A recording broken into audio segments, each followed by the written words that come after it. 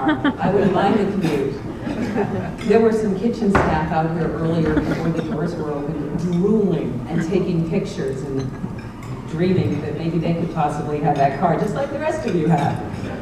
Before I thank all of our sponsors, I want to just point out we have a couple of other staff members here today that you may have heard of. Todd Glickman, meteorologist Todd Glickman, is here. He has been broadcasting live all morning. We gave our traffic reporter Tom Kaminsky the day off, as Jonathan mentioned. We laddered him down from the helicopter. Where are you, Tom? I lost him. They're climbing up the ladder. Oh, there he is. There he is. Muffled. Here too. Welcome to the gold standard of media-run small business events. Isn't that what this is? Anyone who's been here before knows that. And of course, it wouldn't be possible without our sponsors, and I'd like to recognize them now. CMIT Solutions, the leading provider of IT solutions for small businesses. New York metro area, SCORE, providing free professional assistance to existing small business and startups. Employers Association of New Jersey, a nonprofit association helping employers create exceptional workplaces. The new line of Canon Maxify printers, reliable, high-speed, cost-effective solutions designed to give you the power to work faster and smarter. Prestige family of dealers. We're on their home turf today. They have some of the nicest dealer locations you will ever visit, just down the road on Route 17. And if you're looking for a great reason to visit them, Prestige BMW in Ramsey has given everyone here a flash drive. It looks like a key fob. It's right at your table there. And it contains an offer of $1,000 off a purchase at Prestige BMW in Ramsey. So if you were thinking about it, maybe this will put you over the edge. Take it to the dealer today to activate the offer, and then you have a little bit of time before you have to actually buy the car, but you got to activate it. It just looks like a key fob right there on the table. And you can take a test drive on your way out. There are cars out front from Prestige that you might want to test drive. By the way, this is an electric car. It takes about 4.5 hours to charge. It's pretty cool. And sexy, and all the guys are great. It's really fun to be here today, not only because I got to sleep in a bit, as Jonathan referenced, but there's always a special energy in the room for these events. Don't you think? People make connections, they share ideas. These events started as kind of a sideline for us years ago, but over the years and through the economy's ups and downs, they've really run into almost a small business of their own. And that is in no small part due to our host, of course. Joe Connolly has a bit of the restlessness of a small business person, always looking for a new idea, better way to do something or express something. He has an ear out for what's going on in the marketplace. You'll see that when you talk to him, and he's listening, and he'll pick up on something, and you might hear him refer to it on the radio the next day or the next week. And he has the ability to share it with the rest of us in a way that helps us make the connections to our own lives and careers. So please join me in welcoming once again Joe Connolly.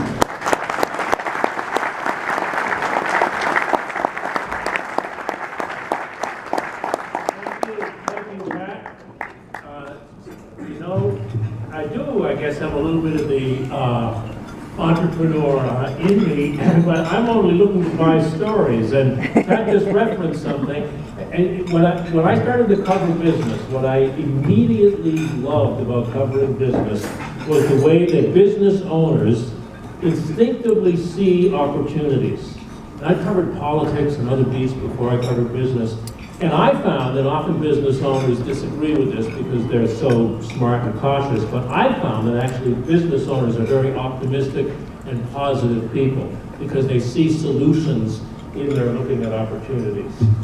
But I was going to send somebody else to moderate for me today, who I thought that business owners would really enjoy hearing. And that's the actor from the current advertisements on WCBS for Granger Building Supplies. The guy who says, get it, got it, good, get it done. And then in one of the other versions of the ads, he says, let me paint you a picture, a floor, a mop, and you. He plays business owner at 4 o'clock in the afternoon very well. Those ads, I think they renewed them. They've been running for a while now. So let's get right into the program here. The format is that we'll take our popular WCBS poll because it's extremely accurate as to what's really going on in the business, in business. Then I'll call up Eric, the president of Make Magazine, then our panelists, and then you. But, you know, the economic reports have never been as contradictory, I don't think, in this recovery as they have been in the past few weeks. One day they're up, the next day they're down. So let's find out from you who know better than Wall Street and Washington what the economy is really doing. And let's have a show of hands. First of all, and if you're from a medium-sized or larger business and you're here to listen, as increasingly people have been coming to these meetings from, answer to the best of your knowledge or for your department as well. How many here are up over a year ago? That's, I think, a few more than the last couple of breakfasts. Okay, I'm going to come back to some of you.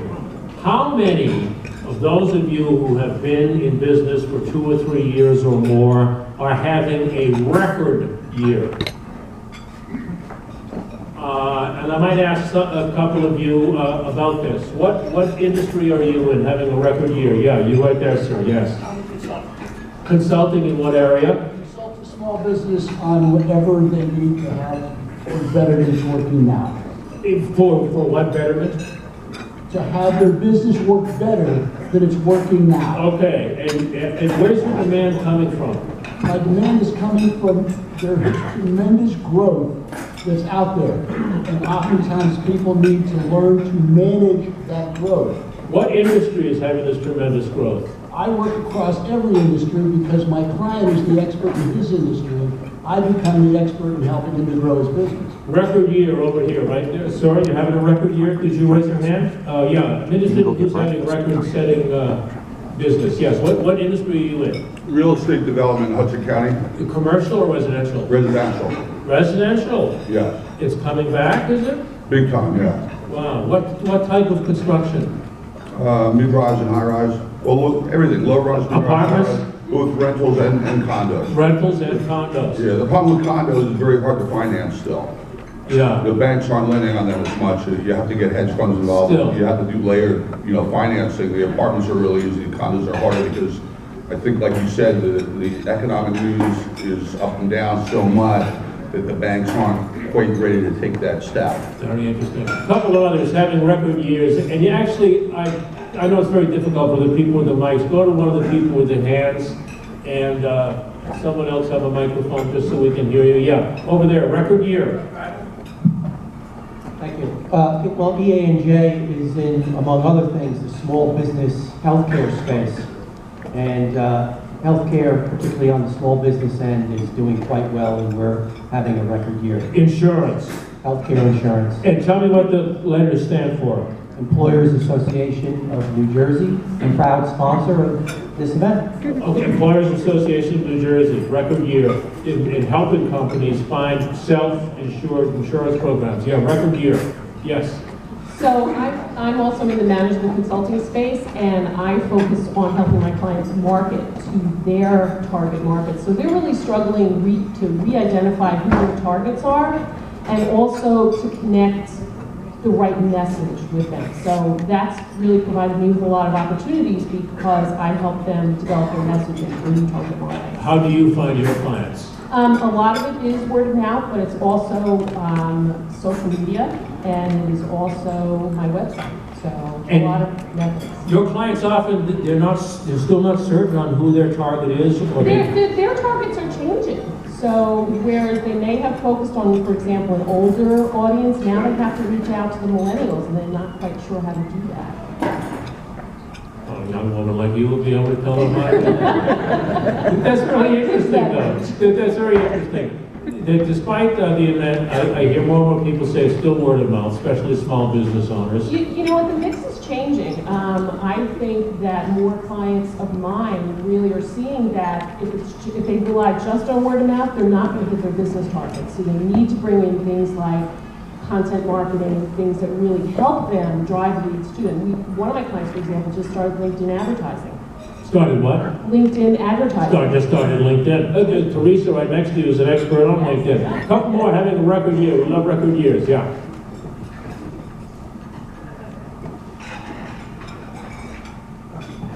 Hi, I'm with CMIT Solutions. So we're seeing a lot of companies are upgrading their technology. Microsoft is going to stop supporting one of their server products this July. So the companies see they have a need to upgrade, especially those that need to be compliant. And are you in cybersecurity at all? Yes, we provide, we're HIPAA compliant and PCI compliant. PCI seems to be the biggest growing area in the security area. One more, record year. Hi, I'm a franchisor, primarily in the quick service restaurant space. So we're having a great year this year. Actually, the end of last year started the trend for us. What are the names of your restaurants? Would we know? Some of the brands that we develop are Ritter's Frozen Custard, Arthur Treacher's Fish and Chips, primarily heritage brands, Naked Chicken Company, Wall Street Deli, and we award franchise licenses to individuals and groups that want to become our franchisees and develop those. Who's becoming a franchisee? Where's the demand coming from? You know, it's interesting. The capital markets have opened up somewhat in the last 2 years, so banks are a little bit more flexible and lending money for startups. In addition, some of the private equity investors are there investing in franchise companies. A lot of our new clients, our new franchisees, are primarily folks who might have made the move 4 or 5 years ago, but were hunkered down. You know, if they had a job, they were grateful, they didn't want to move, so they feel a little bit more confident. If it means leaving their job to start their own business, they seem to be more willing to do that. Isn't that interesting? Has anybody here recently started their own business in the last couple of years? See, that number is starting to go down, I think, because people are starting to get hired to go back to work with some others. And the Kauffman Entrepreneurial Institute says that the startups now have a much better chance of success because these are people who are not in a defensive startup, but they actually see an opportunity and they're going after it, and they do, thankfully, start to have some other options. Let's start to find out about some of these. I want to call up a man fresh off an appearance on CNBC the other morning, a friend of WCBS and of our leader, New Jersey born and raised Tim Shell, who runs WCBS. But most importantly, the man who has probably heard more small business success stories than any other person in America, the man you can thank for these magazines today, president of Inc. magazine, Eric Schoenberger.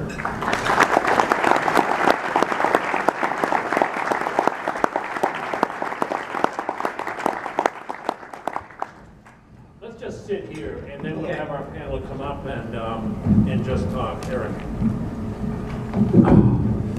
Hi, everyone. Well, we just had a real quick show of hands. Did you glean anything in that show of hands right there? Yeah, I thought it was really useful, Joe. I was thinking that the really grim GDP numbers we got about the first quarter, I read the other day that the problem with them was that the government accountants who figured it out had made a mistake in seasonal adjustments, and actually instead of a negative number, it will soon be revealed to be a positive number. And so the number, the show of hands that you elicited show that there is a positive number. These shows of hands that we have done at these breakfasts for years now have generally run, Eric, about 6 months ahead of the economy, even to the point of predicting the recession. Because before the recession started, almost no hands went up one morning in Brooklyn. We changed the whole format. I said, what's going on here? And you know, one of the people who said this economy is really slowing was a guy who had a business that repaired the electric automatic doors in stores. And he said, my business has plunged because the doors aren't breaking as much as they normally do. And never forget that. And that was just before the recession, or just before the recession hit. That's got to be added to the economic leading indicators. Yeah, seasonally adjust that, Washington. Is a stop-and-go growth economy, though, is this going to be the new normal? Is this what we have now, what it's going to be? No. We are, I think, we're building momentum for the full-fledged recovery that we've been waiting for since 2009. That's great. Look, there has been so much pent-up caution because of the financial crisis. Think back to 2009. That was scary as hell. Read the headlines. It was a financial crisis that you could barely mention it. You could barely read about it in the Wall Street Journal without someone adding the worst crisis since the Great Depression. And what does that do to consumer confidence? But that is starting to taper off. I was very encouraged to hear that from the franchisor that a lot of people are now feeling the confidence that they can leave a job and start a small business even as a franchisee. To me, that's a more important sign than the kind of slow numbers we've been seeing. And remember, it's not stop and go, it's grindingly slow, but it's been generally upward direction since 2009. It's just taking forever. But, I think that's because we had a financial crisis at the same time as the greatest disruptive new technology since the invention of the television, the automobile, and the light bulb. At the same time as we had a legitimate financial crisis. It's just, it almost seems like it's improving as the textbooks say it should. It's just taking forever because this was such a shock. Are you talking about Uber? I have to tell you, once my daughter discovered Uber, it became the most disruptive technology ever to hit my family budget. We did a story yesterday. Do you know that Uber only started 5 years ago, yesterday, in San Francisco, not even New York? Now they're running some ads saying, take Uber to the front. 5 years ago, San Francisco. And it seems like it's been around for so long. Yeah, or Airbnb. Is there a favorite company or business that you think of or cite as the prototype example of maybe a company that these business owners should be looking at that holds some lessons for them? Well, maybe the best way to answer that question is to talk about my favorite story. I actually have this meeting for the new editors in Ink, and that is, what is the quintessential Ink story? And to me, the quintessential Ink story is a story that imparts a lesson about business, that has an inspirational entrepreneur at the center of it, and has an element of disruption in it, because we like to see, in a David and Goliath way, small business people overcome